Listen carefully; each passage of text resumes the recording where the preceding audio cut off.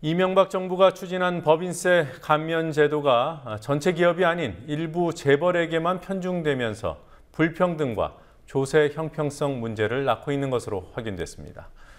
한국은행이 기업들에게 대출해주기 위해 발행한 돈이 13조 원을 넘어서면서 외환위기 이후 최대치를 기록했다는 소식도 들어와 있습니다. 오늘 주요 뉴스들 정리해 보도록 하겠습니다.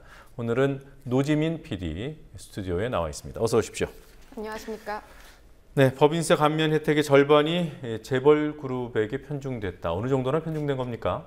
네, 오늘 새정치민주연합 오재세 의원이 국세청이 제출한 법인세 신고 자료를 분석해서 공개했는데요. 분석 결과 2008년부터 2012년까지 법인세 감면 혜택의 절반이 전체 기업의 0.3%에 불과한 재벌 기업에게 돌아간 것으로 확인됐습니다. 2008년부터 2012년까지 4년 동안 법인세를 신고한 법인들의 총 감면액은 40조 700억여 원입니다. 이 중 55.4%에 달하는 22조 1,800억여 원의 혜택이 전체 48만 2천여 개의 기업 중 0.3%에 해당하는 1,500여 개 재벌 기업들에 집중됐습니다. 오 의원은 이명박 정부가 기업 친화 정책의 하나로 밀어붙인 법인세 감세 혜택이 결국 극소수 재벌 기업에만 쏠려 조세 형평성을 저해한다고 비판했습니다. 네. 그리고 한국은행이 발권력, 그러니까 돈을 찍어내는 그러한 권한을 이용해서 기업에 대출해준 금액이 있을 텐데요. 그게 외환위기 이후 최대라는 그런 통계가 있더군요. 네, 오늘 한국은행이 지난달 말을 기준으로 발권력을 동원한 대출금이 13조 1,571억 원을 기록했다고 밝혔습니다.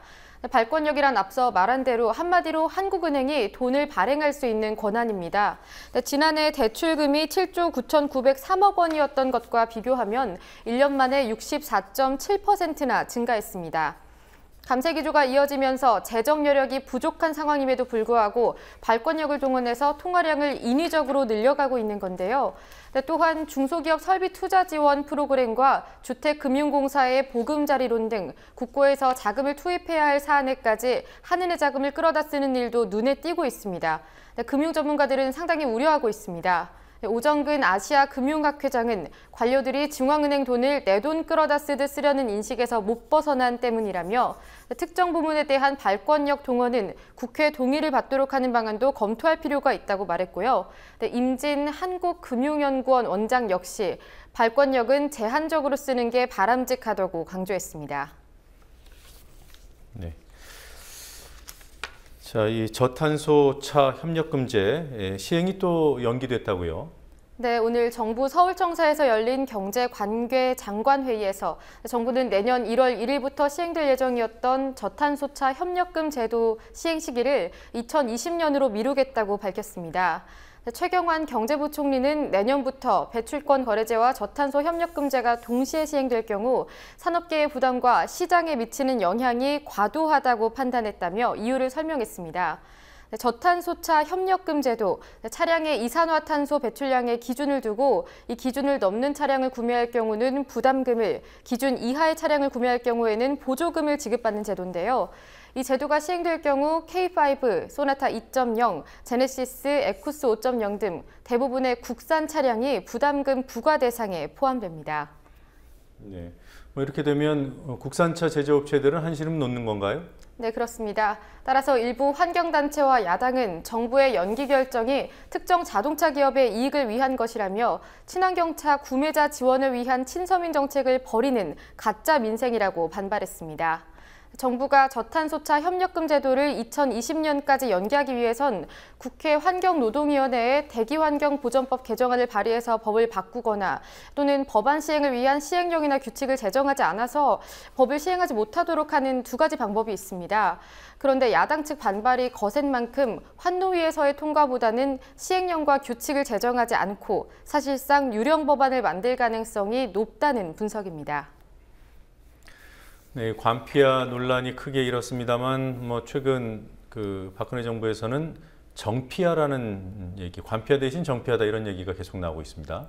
네, 오늘 새정치민주연합 백재현 의원은 39개 공공기관 중 36%에 해당하는 14개 기관의 감사 자리에 정치권 또는 박근혜 대통령 대선 캠프 출신이 임명됐다는 자료를 공개했습니다. 박 대통령 대선 캠프 출신 인사들의 공공기관 낙하산 논란은 작년부터 제기되었습니다. 지난해엔 은행 경영 경험이 전혀 없는 홍기택 전 중앙대 교수가 대통령직 인수위원회직을 인연으로 사는금융지주 회장 자리에 취임해서 논란이 됐었는데요. 어제 수출입은행 감사에 임명된 공명재 개명대 교수 역시 박 대통령 대선 캠프에서 힘찬 경제추진위원단 출신이라는 점이 또 의혹이 제기되고 있습니다. 또 이외에도 백 의원은 한국관광공사 감사에 임명된 잔희윤 씨, 한국동서발전 상임감사에 선임된 새누리당 구로을 당협위원장 출신인 강효식 씨, 한전 KDN 상임감사에 선임된 새누리당 광주 남구 당연협의회 위원장 출신인 문상욱 씨 등을 낙하산 인사로 지목했습니다. 백 의원은 박근혜 대통령이 그토록 관피아를 근절한다고 주장하더니 이번에는 정피아를 키우고 있다고 비판했습니다. 네. 그리고 군 검찰이요, 그 윤일병 가해한 병사들에게 살인죄를 적용하기로 했더군요. 네, 오늘 3군 사령부 검찰부는 윤일병 가해 병사 4명에 대해 주의적으로 살인죄, 또 예비적으로는 상해치사죄를 적용하는 것으로 공소장을 변경했다고 최종 결정을 내렸습니다. 주범인 이병장뿐 아니라 공범으로 분류됐던 하병장, 이상병, 지상병에게 단순 폭행죄가 아닌 살인죄를 적용한 이유에 대해서는 폭행의 지속성 때문이라고 설명했습니다. 군 검찰은 윤일병 사망 원인에 대해서도 입장을 바꿨습니다. 지금까지 검찰은 윤일병이 기도폐쇄에 의해 질식했다고 주장해왔는데 오늘 변경된 공소장에는 지속적인 폭행, 가혹행위로 인한 쇼크 등의 사인이 추가됐습니다. 가해 병사 4명의 첫 공판은 추석 연휴 이후에 열릴 예정입니다. 다시 추가 보도해드리도록 하겠습니다. 네. 그리고 세월호 참사 수습 과정에서 해양수산부가 자기들이 해야 될 역할을 해경에 떠넘겼다는 그런 지적이 나왔더군요. 어떻게 된 내용입니까? 네, 민주연합 최민희 의원실에서 세월호 사고 관련 해수부 역할이라는 제목의 해경 내부 문건을 공개했는데요.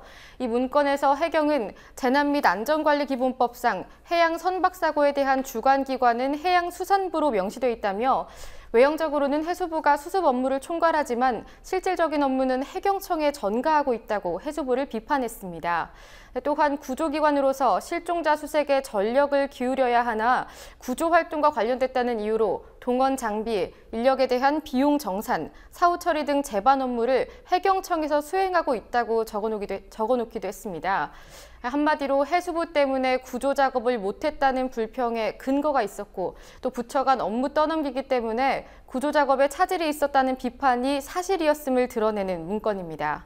문건을 공개한 최민희 의원은 구조 과정에서 드러난 해경과 해수부의 책임을 촉구하는 한편 총체적인 국가 컨트롤타워 붕괴에 대해 2차 세월호 국정조사를 통해 반드시 밝혀야 한다고 주장했습니다. 네. 그리고 얼마 전에 그 교육부가 초등학교 1, 2학년 방과 후 영어 교육이 선행 수업이다. 그래서 규제해야 된다. 이렇게 하지 않았습니까? 교육부의 입장이 바뀐 겁니까? 네, 지난 4월 교육부는 사교육을 막기 위해서 방과 후 학교에서 초등학교 1, 2학년에게 영어 교육을 규제하는 선행학습 금지법을 추진했습니다.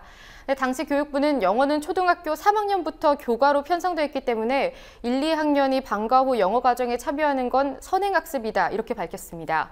하지만 오늘은 초등학교 1, 2학년에 대해서 방과 후 영어 교실을 규제할 경우 영어 수요가 사교육 시장으로 몰릴 수 있다며 예외 규정을 뒀습니다.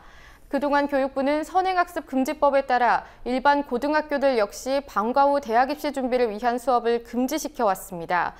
그런데 오늘 교육부의 결정으로 당장 일반 고등학교에서도 규제를 풀어달라 이런 요구가 이어질 것으로 예상됩니다. 네. 다음은 노주민 PD가 매주 한 명씩 뉴스 인물 만나보는 인터뷰 중 오늘 세 번째 순서죠.